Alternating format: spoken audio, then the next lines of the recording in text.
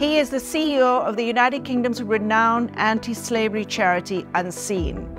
Over the past 6 years, his NGO's Modern Slavery and Exploitation Helpline has helped identify nearly 30,000 potential victims of exploitation. In 2015, he played a pivotal role in the development of the UK Modern Slavery Act by chairing the Centre of Social Justice's It Happens Here report. In that same year, he was honoured by Queen Elizabeth II for his work towards eradicating human trafficking and modern slavery. It is a great privilege to introduce today's stakeholder, Andrew Wallis.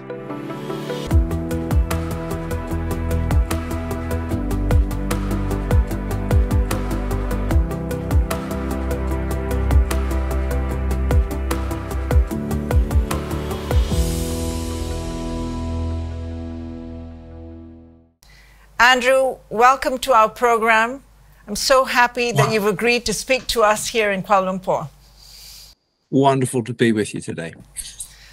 Andrew, I'm going to start with the issue of modern slavery, which you've been tackling for over a decade. So from your point of view, how extensive is the problem here in Malaysia? What is the source of the problems? What are the biggest challenges? And how can we overcome these issues? That's a great question. Let me frame it just so that our viewers understand what we're talking about. So when we use the term modern slavery, what we're talking about is an illicit commodity trade where a human being is the commodity and they are bought and sold and exploited for the sole purposes of making money. So that when we use that, that's what we're talking about. In terms of sort of the scale of the problem in Malaysia, we look at the figures that the Global Slavery Index has brought out, and they estimate about 212,000 victims of modern slavery in Malaysia at any one time. So it is a sizable problem with those numbers. The problem is pervasive. It affects various sectors. We know that there are problems in the electronics industry, in agriculture, construction, and in medical glove manufacturing.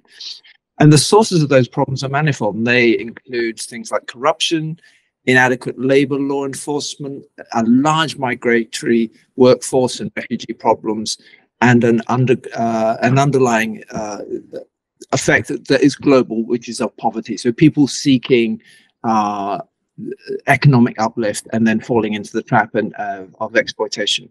I think the biggest challenges in terms of sort of combating modern slavery in Malaysia are a lack of awareness. So I'm delighted that we're covering this subject. It's really important that people are aware that it's going on. An inadequate legal framework and insufficient resources to tackle the problem. And what I mean by that is globally now, the estimates are that the profit from the trade of modern slavery is approaching $500 billion per annum. So it is a significant illicit industry that's taking place. Now, yes, the Malaysian government has taken steps to start addressing those issues. It's focusing on efforts to reduce human trafficking and forced labor violations. But you need simultaneously to raise more awareness about it. You need to support victims. That's actually critical, both in terms of understanding how the exploitation has taken place in the first place, but also that they are then willing to help in the prosecution of their exploiters. And the government needs to go further in its legislation. The overall thing is that it's a big problem. It's a complex problem. It's a systemic problem. And it needs all parts of society to come together and tackle it. Yes. I mean, I think that one of the things that we've seen, and a lot of employers here are not aware, as you've said.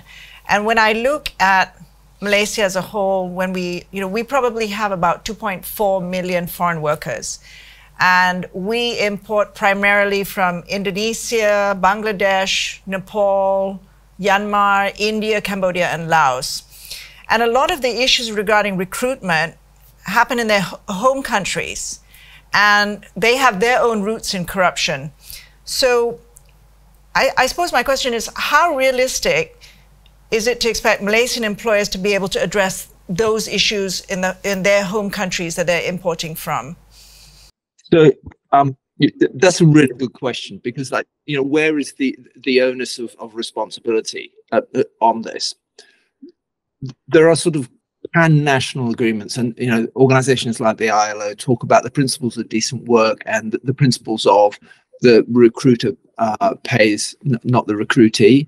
Right. And I think one of the big things we see in Malaysia is, especially with the migratory workforce, is workers arriving already in debt. And because it's a significant debt, that places them in a position of vulnerability. But it's a complex situation. You said, there's recruitment from countries like Nepal and Bangladesh and further afield around that. And yes, there is corruption. But I think what we're seeing globally in terms of legislation that sort of taps into this is saying, actually, if you're a company at the top of the supply chain, you do have a responsibility down your supply chain. And sometimes your supply chain, especially, in Malaysia with 2.4 million migratory workers, part of your supply chain is that workforce. Yeah. So I think we need Malaysian companies to say, actually, the principle that we adhere to is that we pay to bring those workers to Malaysia. And then when they work here, we adhere to the ILO principles of decent work. That keeps the workers safe from exploitation. But the other problem is the extended sort of workforce supply chains, which is if you don't know who's doing the recruiting, yes, and you haven't done due diligence with those recruitment agencies, then you are blind. And the problem for a company is when those matters come to a head, it's not the recruitment agencies that are getting it in the neck. It's the well-known brand and name and company at the top of the supply chain that gets the media focus, gets the civil class suits that get raised in that whole process. So I think you've got to sort of do some risk awareness and risk valuation, but it's about sort of adhering to core principles. Sure. I mean, Malaysia has, noted this issue, and to give them credit, we've moved up on the US Trafficking in Persons report from Tier 3 to Tier 2 watch list. Is there anything, besides sanctions, is there anything that the UK, US, or any of the Western countries could do to improve working conditions and trafficking of workers for migrant workers in Malaysia? Look, any progress is to be welcomed. And the point of what's called the TIP report and that the ranking that the US State Department is to say we want to work toward this. I'm going to be the slight party pooper in all of this, because actually what the US government says is, if you're a tier 1, then what that means is you're doing the bare minimum in terms of effectively tackling human trafficking and modern slavery around that. So I think there's still a way to go for the Malaysian government to get to tier 1, but it's not saying you've arrived when you're tier 1. It's just you've reached ground level. The encouragement is beyond that. Now, we've talked about the cross-border nature of human trafficking, and it requires government-to-government action. It requires enforcement, and countries like the UK, like the US, like the EU, are taking measures to tackle trafficking and improve working conditions. And I think there's things that the Malaysian government can think about also doing in terms of what worked, what makes it more difficult for trafficking to take place. And the first one is about strengthening labour laws. And in the EU, we've just passed what's called the mandatory human rights due diligence laws, and also going to bring in a tariff act. And this is pertinent to Malaysia, because what the tariff act says is that if goods can be prove that they are tainted by forced labor, then you won't have access to the EU market. Again, the US is also doing that, with its hold and release orders. And I think what increasingly we're going to see is that there will be less and less places that you can get your products to market if it's known that you're tainted by forced labor. Now, the role of government is to say, here's the legislation, here's the frameworks that we need Malaysian businesses to adhere to, so that you can then trade globally around that. The second thing is around support, as we touched on that a bit earlier. It's this principle of the recruiter pays, and ensuring that if your economy relies on a migratory workforce coming into those industries, that you adhere to principles of recruiter pays, but also the principles of decent work. Because again, that makes it difficult for traffickers and exploiters to move in. But also we know, endless papers, that if you treat your core commodity, which is your workers, well, and you look after them well, you improve quality assurance, you improve productivity. So that actually, this is a win-win-win for business just by doing the right thing. Third, we've also talked about this as well, which is that constant need to raise awareness, not just with the general public, but with businesses. That awareness of where legislation is going globally, what the requirements are, what the standards are, and so that there is that commitment from not just government, but from business and from the general population to say, actually, we don't want to live in a world where modern slavery works. Now, look, in the UK at any one time, we have 122,000 potential victims of modern slavery. So nobody's arrived in terms of dealing with this. But one of the key things that we've learned, and I think it's been learned in Western Europe, is it's critical that you provide support to victims. Right. And it's not just a question of morality, but it's a question of them being the, if you like, the knowledge stakeholders of how exploitation is taking place, because you can't tackle something unless you know precisely how it's taken place. You can't know the methodologies. And so, within Malaysia, what are the methodologies of recruitment overseas where people become vulnerable, or what are the exploitation methods that we see in Malaysia on the ground that we can then go in and tackle around that? And then you will need to upgrade your legislation. And that's what we're seeing around the globe, especially when it comes to forced labor within supply chains, this sort of step up of legislation as we understand more how the exploitation is taking place, as we understand how the vulnerability looks. And that adherence to those international conventions, so signing up to the ILO protocols and delivering on them, making sure that the national legislation encompasses that and is best in practice in that whole process. Because look, things like WROs, mandatory human rights due diligence, tariff acts, etc., are ways that countries are trying to ensure across international markets and global supply chains that, at best, poor worker migrant practices and actually in reality forced labor exploitation, those goods are not a market, right? Because otherwise we're perpetuating the problem. Absolutely. I mean, I think that, a lot of the employers now are beginning to understand, especially as, Malaysian gloves, a lot of them were stopped going into certain areas, that they understand that their products will no longer be allowed to enter some of the international markets if they continue with these poor migrant work practices. Do you know if there are any victim support and rehabilitation guides or that can be made available in the region for these employers so that they can start to look to adopt them? So I think the first one and the overarching one are the guides from the IOM in terms of how do you support and how do you have a successful economy that doesn't exploit people, especially when you have migrant workers in Malaysia, and that is everything from assistance to voluntary returns to reintegration to protection, provisions around ensuring that trafficking victims are looked after. So I think it's looking at those sort of broad international sort of agreements and saying, okay, this is the minimum standards around that. As I said earlier, one of the key things in terms of how you tackle this crime, and let's call it what it is a crime. Yes, it's an economic crime because it's about making money, but it has horrendous human rights outcomes, is actually how do you take care of those victims that you identify?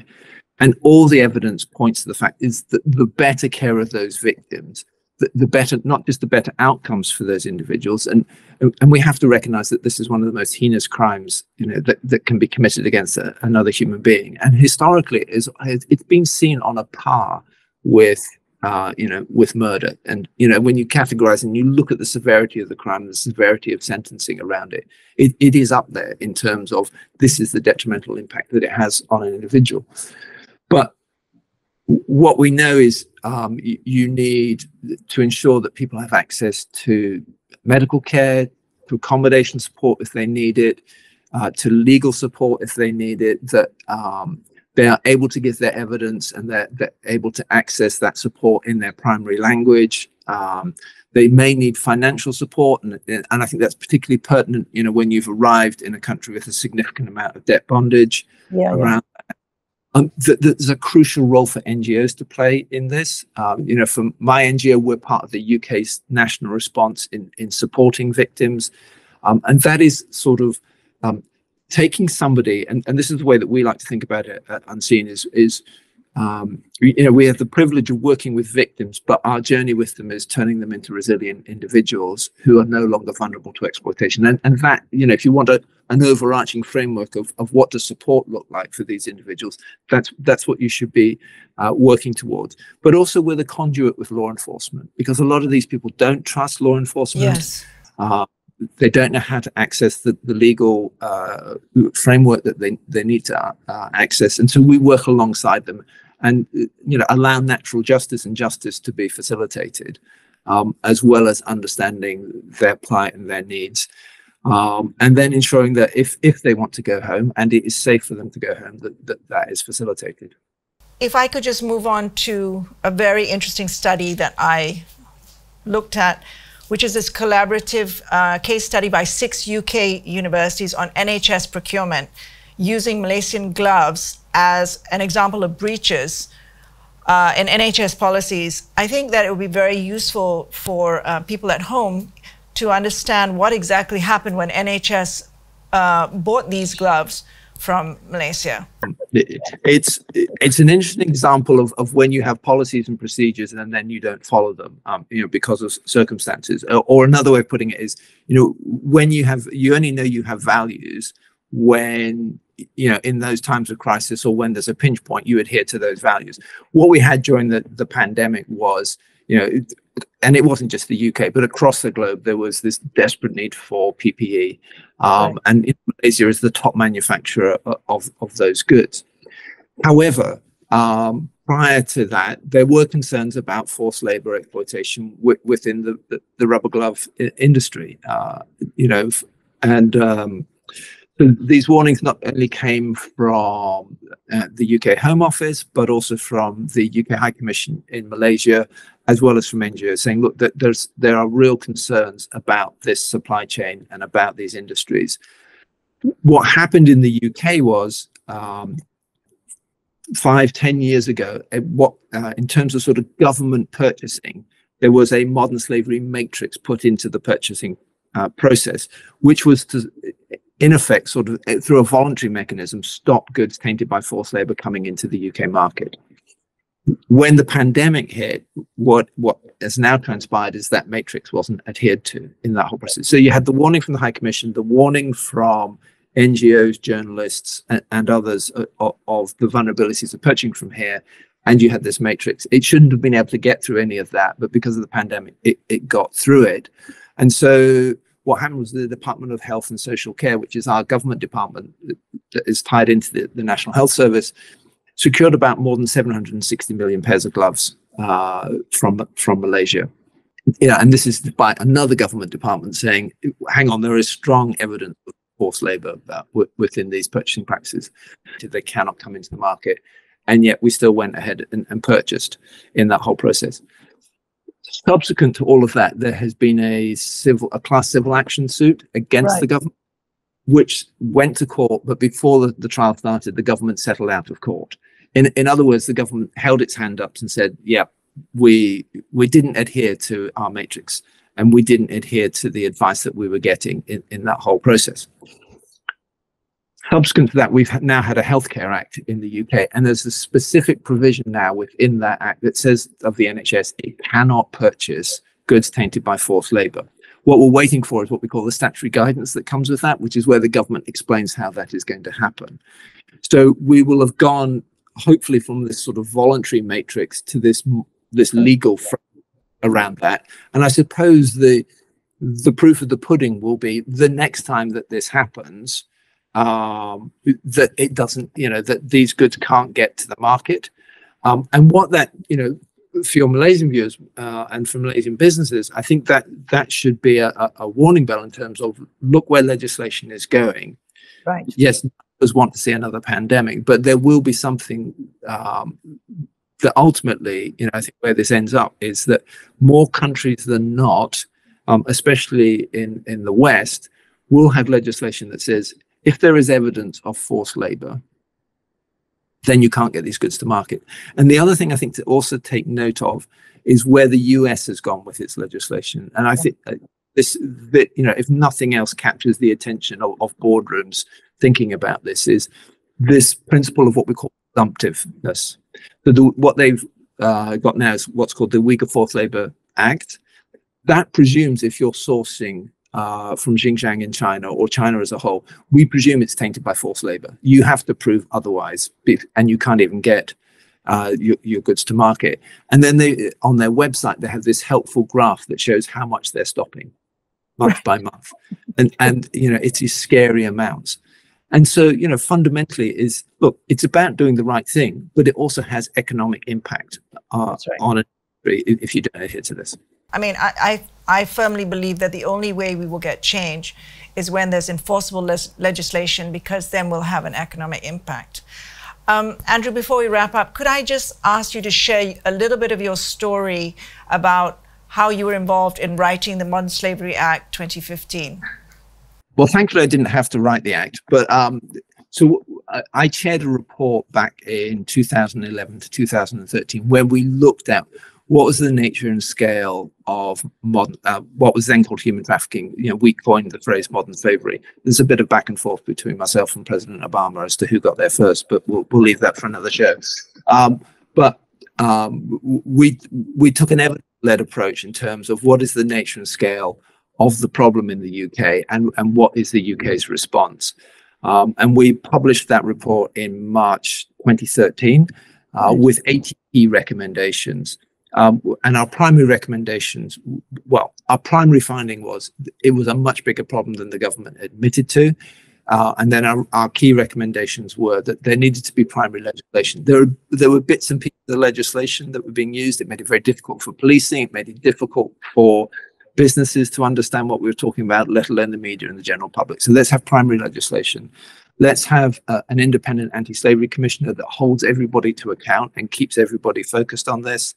That we needed better provision and support for victims. We also needed to recognize that children were caught up in this. And then we called for what was known as transparency in supply chains, which was saying to businesses, look, you have a critical role to play in doing this. You need to report what you're finding, how you're tackling this problem.